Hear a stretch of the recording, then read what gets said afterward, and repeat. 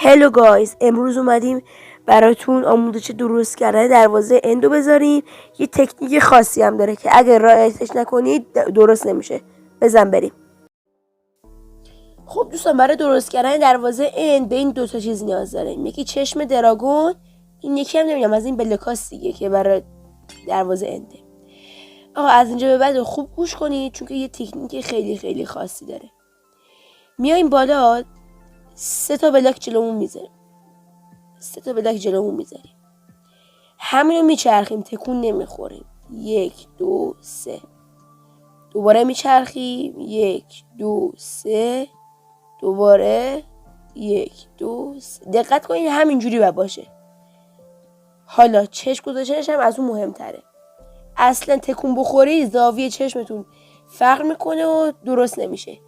میگید 1 2 3 میچرخیم. 1 2 3. 1 2 3. 1 2 3. میبینید درست میشه. اگر هم دید درست نشدهش، چشماتون رو خوب نگاه کنید.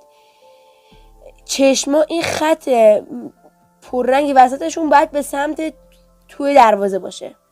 مرسی که ویدیومو دیدید. خداحافظ.